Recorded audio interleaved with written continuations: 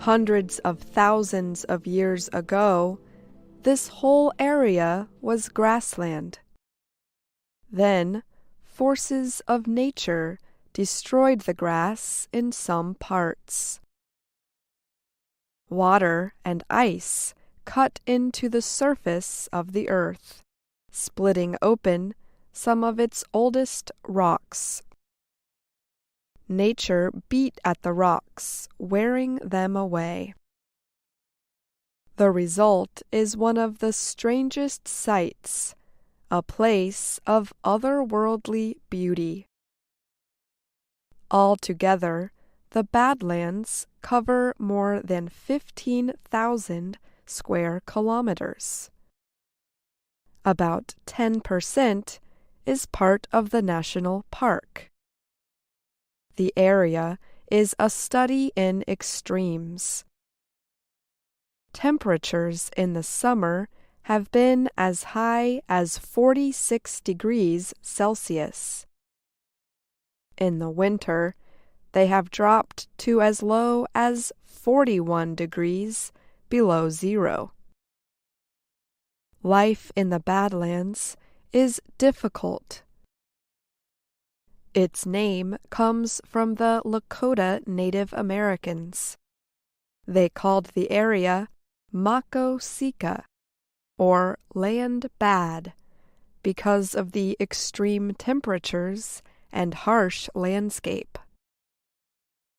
The term Badlands has come to be used for areas where soft rock is eroded in a very dry climate.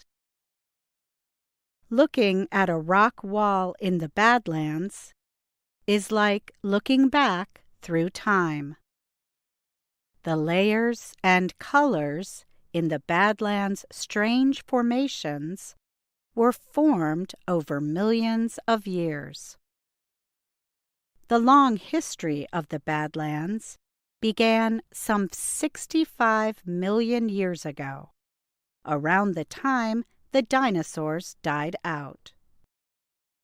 A huge sea covered the middle of North America. It was drying up. The land at the bottom of the sea was black shale rock. That shale is now at the bottom of the Badlands. The next level of rock is from what geologists call the Oligocene epoch. That period began about 37 million years ago.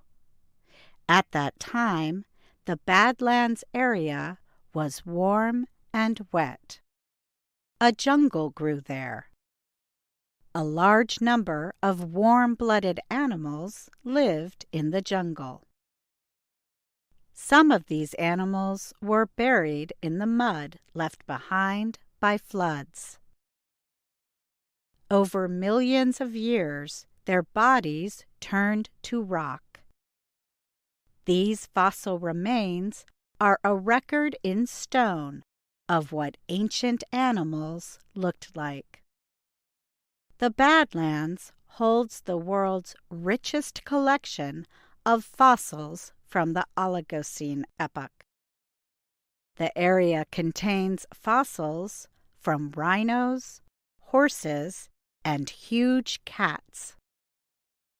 Because of this evidence here, we know that the period was great for mammals.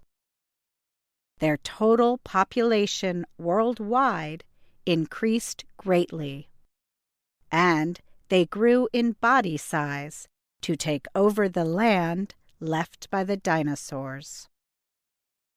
About 28 million years ago, the environment of North America became much drier and cooler. The jungle disappeared. The land in the center of the continent became a prairie. A prairie is a large open area of grassland. The prairie here is one of the world's largest. The Badlands were created on the western edge of this great prairie. They started to take shape as rain, wind, snow, and ice beat down on the land. The rain and ice tore deep cuts in the soft earth. Over time, they became wider and deeper. The wind dried the earth and blew away the topsoil. Today, rain comes to the Badlands mostly in sudden, fierce storms. Often, the area's rivers are cooked dry by the hot sun and wind. Yet when it rains, the rivers flood. Their waters cut even deeper into the soft earth. The Badlands are very dry, but they are not a desert. They are filled with many living things. There are short native grasses and wildflowers. The national park is home to many animals.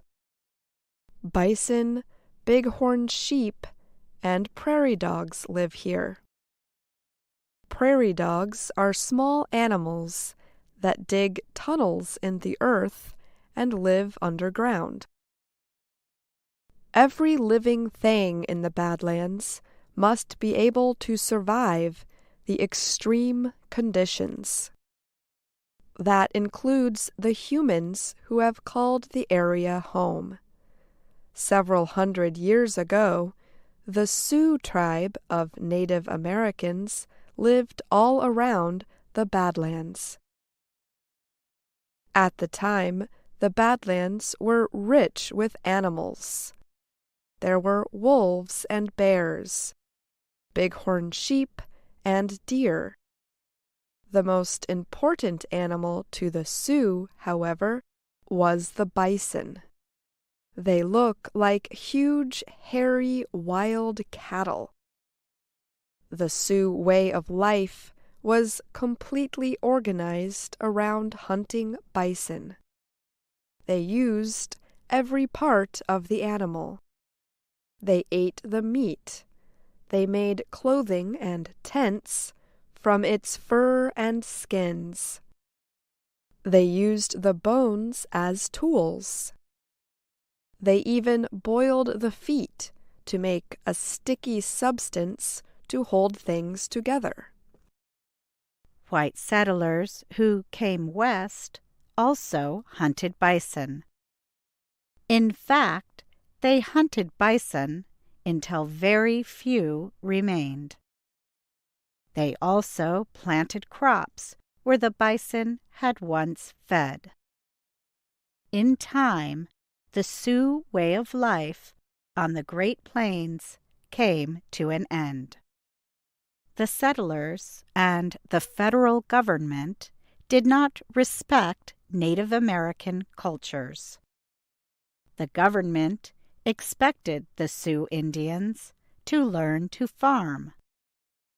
But the Badlands' harsh environment was not good farmland. With few bison left to hunt, the Indians were sent to live on a reservation next to the Badlands area. The Badlands became a national monument in 1939. Congress declared it a national park in 1978.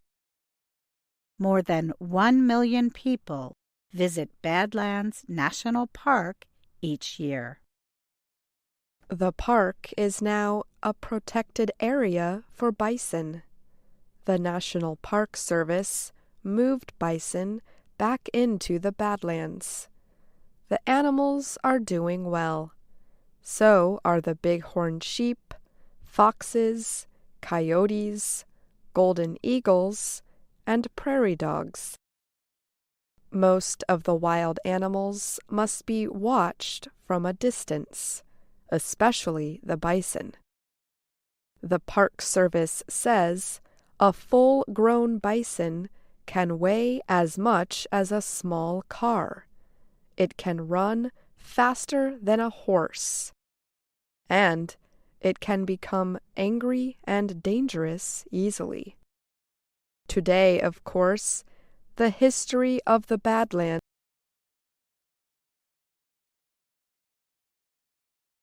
continues to be written, as measured